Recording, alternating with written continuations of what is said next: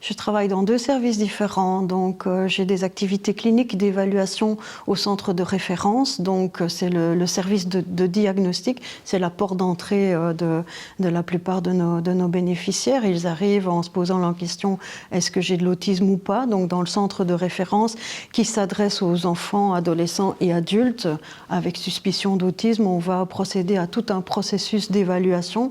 Et ma deuxième mission, je coordonne le service d'accompagnement pour adolescents et adultes.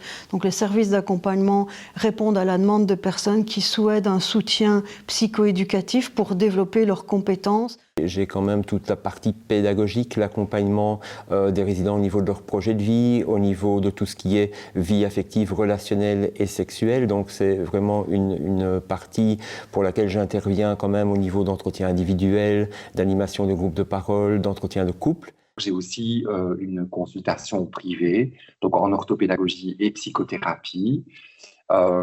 Consultation privée qui est alimentée par le fait que je suis conventionnée de première ligne. Moi, je travaille avec un public TSA, donc trouble du spectre autistique.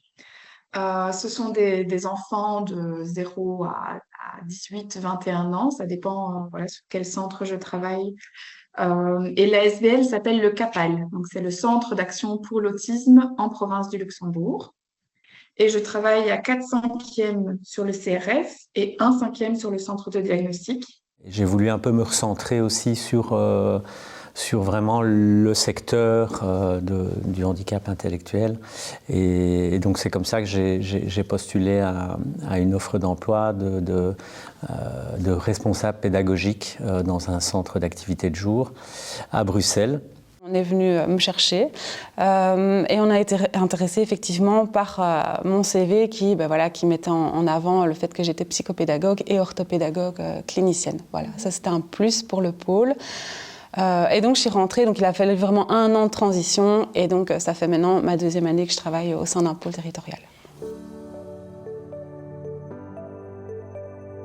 Je trouve aussi qu'il y a un côté créatif au métier, c'est que chaque situation, chaque personne est singulière, a ses propres besoins. D'abord le travail avec les personnes, le travail direct.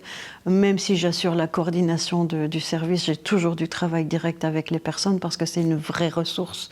On apprend tous les jours au contact des personnes. C'est aussi me poser et réfléchir sur ce qu'on peut faire en plus, vers quoi on peut aller pour encore améliorer les choses. Donc la réflexion autour de nouveaux projets, autour de nouvelles méthodologies, ça c'est quelque chose qui m'intéresse vraiment beaucoup. C'est le côté social et humain.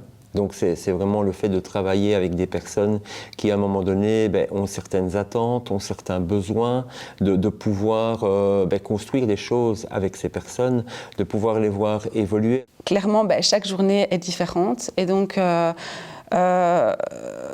comment dire, c'est ce qui me motive, c'est ce qui me fait vibrer. Le travail en équipe, en fait, pour moi est assez passionnant. Le travail en équipe, le travail en réseau. En tout cas, être un maillon avec les personnes qu'on accompagne, avec son entourage, avec d'autres professionnels. Être un maillon, en tout cas. C'est mettre au devant de la scène le côté unique de chacun. C'était réellement incarner le petit trait d'union entre les besoins spécifiques des élèves et justement les solutions concrètes pour leur réussite. Toujours réfléchir à comment augmenter la qualité de vie des gens qui sont finalement à un moment donné en souffrance. C'est sans doute le métier à choisir quand on a envie justement d'avoir une approche qui est plutôt globale, holistique de la personne, qu'on a envie d'être en relation aussi, d'avoir des suivis, des accompagnements qui sont quand même un peu engagés finalement.